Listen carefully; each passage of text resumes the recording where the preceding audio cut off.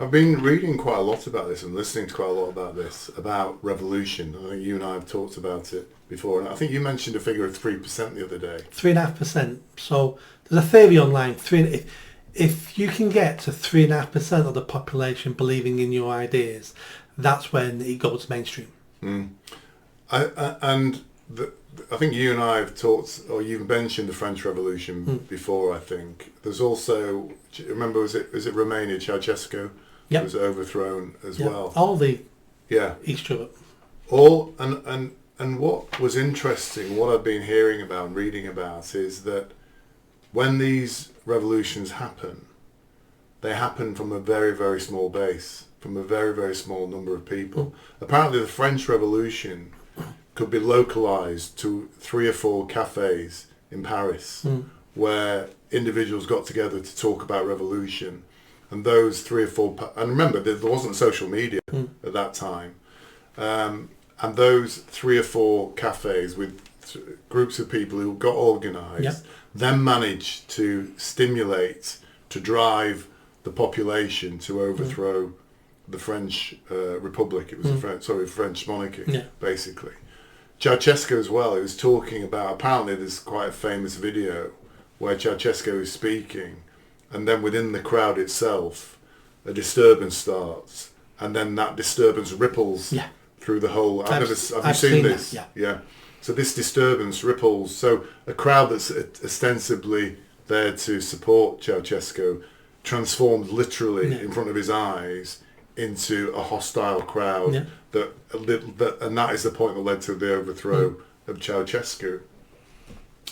And this, you talk about the 3%, but something I heard recently was that 60% of the population, I don't know how accurate this is or not, 60% of the population will follow or will do what they're told to do, basically. And it's the other 40% that determine which direction that's going to go. So I'm amazed it's as high as 40%. Yeah, I can't remember exactly, but I think what it said is there's 60% will do what they're told to do effectively. Of that other 40%, probably 30% of that don't have a view, won't do anything. But that tiny percentage is what can then influence the majority. And kind of to hit that point, because my views, I don't know how you think about. You and I think we have the right ideas about certain things, and I think our ideas are based on truth. I would say generally we see the truth and what we believe the truth. What we call the woke population, the population where we think have the wrong ideas. I think a lot of their ideas are very fragile. Things like men can be women, all those kind of views. They base their reality on how they would like it to be. Yes. I base my reality on how I see it to be. Yes, yeah. So I think there is a general agreement that kind of a lot of the woke ideas like critical race theory, trans things, all those multiculturalism, as much immigration as you want, they're actually very fragile ideas that on analysis and dissection don't stand up. And I think you and I explore that time and time again. Whereas our ideas, I think, as you say, are based on reality, truth, and the actual what might be happening here. So to actually overthrow these ideas is not that difficult, as long as people, and I go back to the very beginning of this discussion, start to show courage. Yeah. And so kind of where I've reached, Nick, and I'd be interested in your views on this, where I've reached in my head, and this is over the past week or so, is I've kind of reached the point where I'm thinking now, I'm never going to persuade these, and we have a very good friend, Barry Wall, don't we? His philosophy is, I'm going to teach people, I'm going to show people that they're wrong, basically, and I'm going to persuade them. And he holds, we're advertising for Barry here, by the way, he holds he calls it warrior teacher courses, where, I mean, he's very much, that program isn't about people who have got a different opinion to him.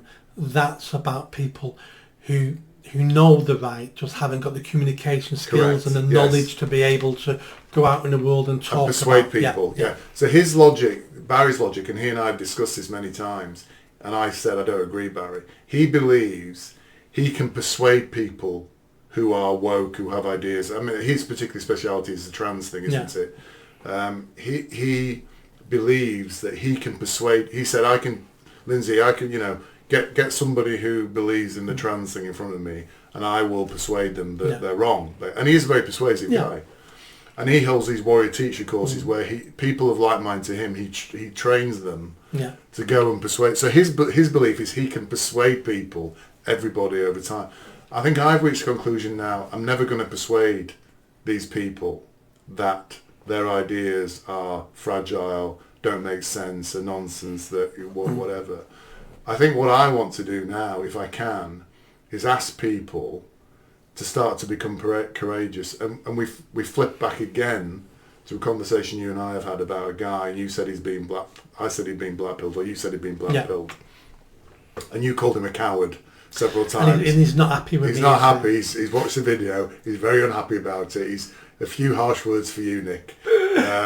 So you've called him a coward. And I actually starting to think, I think you're right. I think people need to start to be brave. And where I'm getting to now in my head, I'd be interested in your view. If people start to become brave, people who have our opinions, who are watching this, starting to watch this, as you say, a lot of people are starting to watch our kind of conversations now. If people can start to be brave and start to say things at work or in the street or whatever that they believe, if they start to do that, then we start to shift towards that tipping point we've talked about in the French Revolution, Ceausescu, where suddenly people out there are actually, the government will then be overthrown because the sheer public mood and view will shift. If we can just start get people to be courageous, not to be cowards, as you call. Do you think that is a possibility? I think you're spot on, and that's what I've been trying to do now for 4 years, because that's the way forward. That's why I'm on Facebook. That's why I'm on this platform and Twitter. It's not about. So you said about not convincing the woke that they're wrong. There's two types of woke people. You've got the diehards.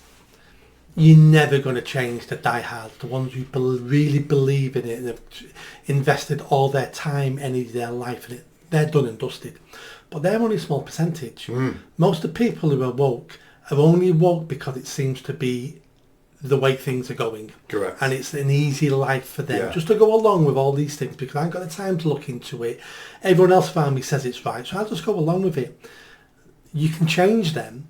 You can change them by conversations, facts, and pointing out where they're wrong and why they're wrong. But you're right, it doesn't take many brave people to change the world. We can list brave people who've changed the world. The Gandhis, the Mandelas. History's full of people like that. One person who's changed the world, and we can do it. All of us are capable of doing it. But are we there yet? Are we there yet that people are ready to be brave? And I think most people aren't, because it's still quite comfortable. And an example would be, you live next to a lake, and in the middle of the lake is a banana tree. It produces the best bananas in the world, but it's full of crocodiles. But the banana trees around the edge of the lake all produce bananas, they're just not as good. How long will you wait eating those inferior bananas before you decide you're going to swim in that crocodile-infested lake to get a good banana? And that's where we are now. Why would people risk destruction, jail, losing their family, losing their friends, on a fight for excellent bananas, where these bananas next to me now are okay? Things have to get worse before the vast majority of people will go, there is no bananas now, is there? Only those bananas in the crocodile-infested lake. I'm going to have to swim. It's starve or swim now. And that's where Starmer's is going to take us. But in the meantime, I said to people all the time, I wrote a book on it, Lessons in Courage. Yeah, you did. It's available on Amazon. All about being courageous. It's not about being a hero. It's about being courageous.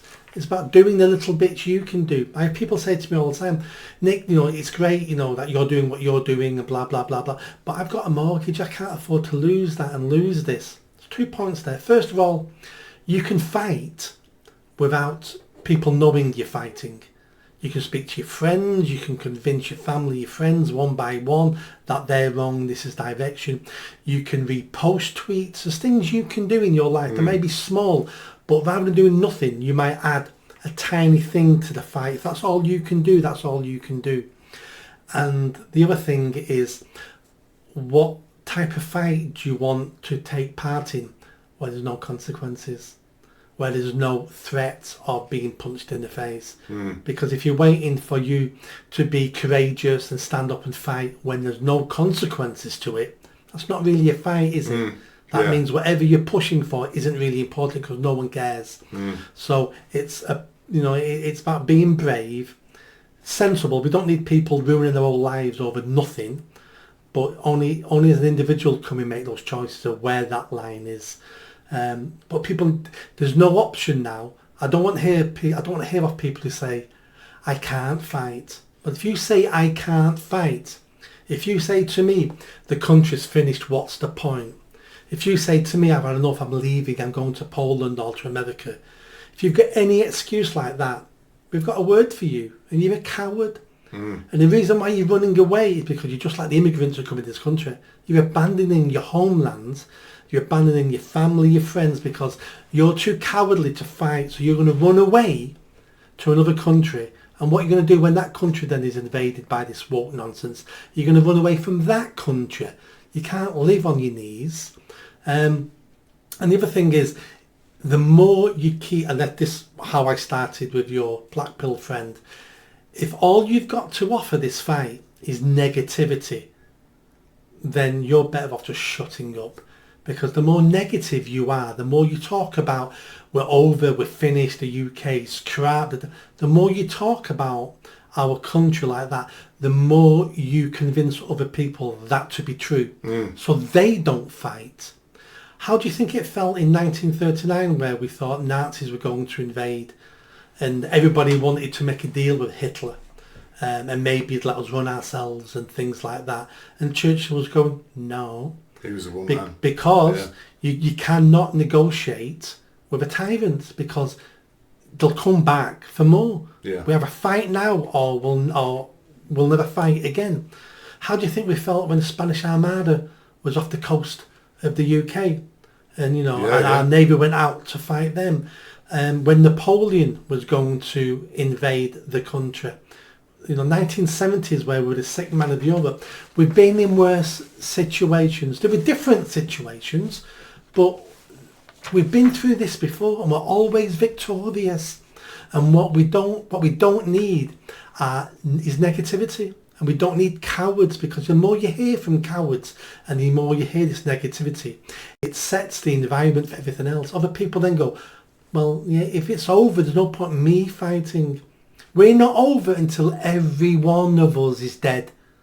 Then maybe I'll accept it's over.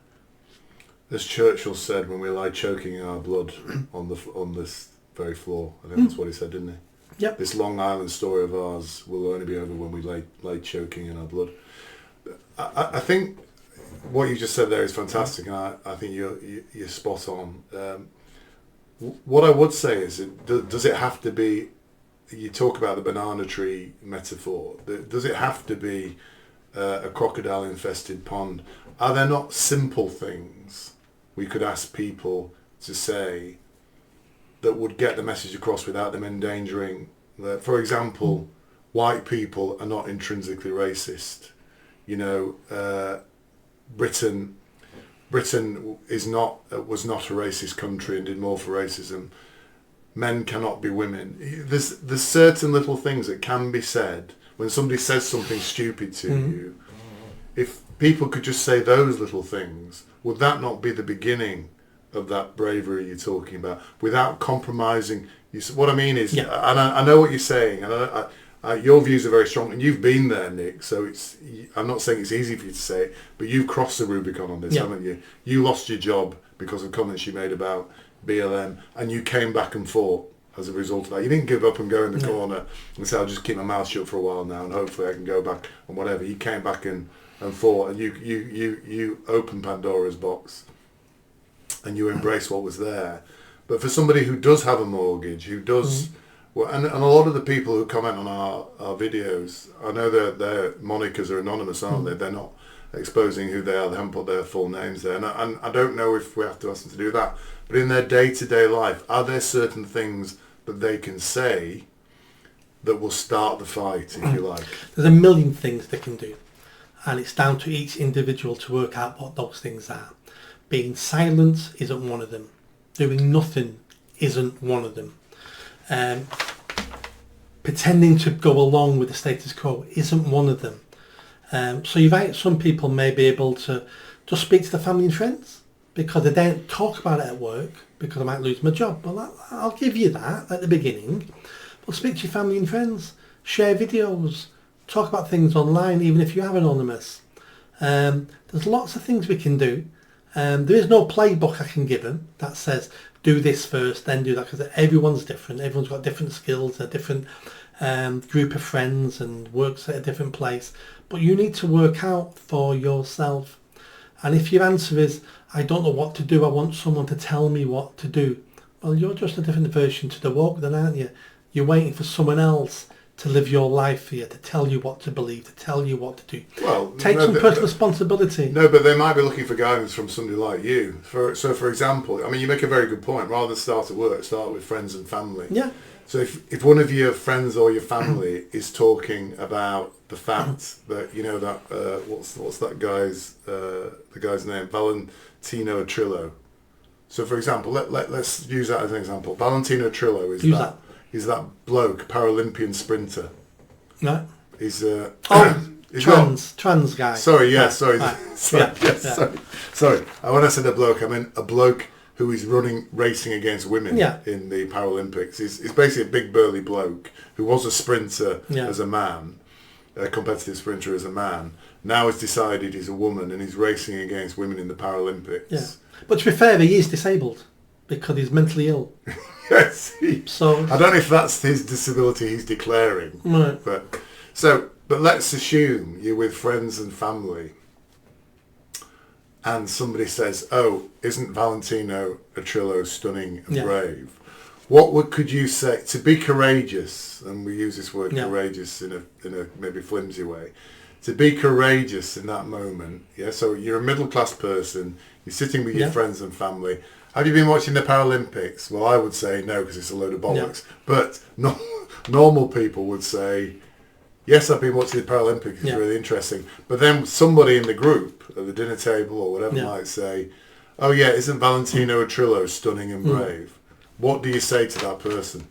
My advice would be don't engage in the debate if you're not confident enough. Right. That puts you off. Just state a fact. And the fact is, oh, he shouldn't be there because he's a man. Right. And end it there. You've told everybody what your point of view. Yeah. Other people there will be going, I wish I'd have said that. Yeah. And you give them confidence to speak out. What you don't want to do is engage in the conversation. Why is he a man? Well, the answer is, because he's a man.